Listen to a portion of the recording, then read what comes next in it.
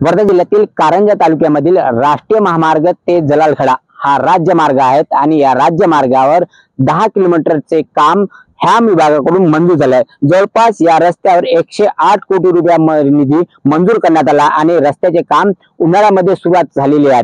पण मात्र ऐन पावसाळ्यामध्ये या रस्त्याची पोलखोल झालेली आता दिसून येत आहेत। या रस्त्यावर उन्हाळ्यामध्ये टाकण्यात आलेल्या मुरमाऐवजी माती दिसून आलेली आहेत आणि यामध्ये वाहन चालकांना मोठ्या प्रमाणात दारेवरची कसरत करावी लागतात। आपलं स्वतःचं कुटुंब या वाहनावर बसून आणताना पायदळ काही प्रवाशांना दुचाकी चालकांना आपलं पायदळ येताना दिसतात। काही दुचाकी या ठिकाणी पडल्या आहेत आणि घटना घडल्या आहेत, त्यामुळे अनेक जण किरकोळ जखमी झाले आहेत, काहींना मोठ्या प्रमाणात लागलेल्या आहेत। अशा परिस्थितीमध्ये या रस्त्यावर टाकण्यात आलेली माती ह्यामधून निकृष्ट काम केला जात असल्याचे आता दिसून येत आहेत। चिखलमय झालेला रस्ता आपण बघू शकतोय। आता हे दुचाकी चालक आहेत आणि आपला दुचाकी चालक आपला जीव मुठीत घेऊन चालताना दिसून येत आहे। अशा परिस्थितीने या रस्त्याचे 108 कोटी रुपया निधी खर्च केला जात असून या रस्त्यावर निकृष्ट काम केला जात असल्याचे आता दिसून येत आहेत। अशा परिस्थितीमध्ये या रस्त्याची दुरवस्था तात्काळ दुरुस्ती करण्यात यावी अशी मागणी आता जोर धरू लागली आहे।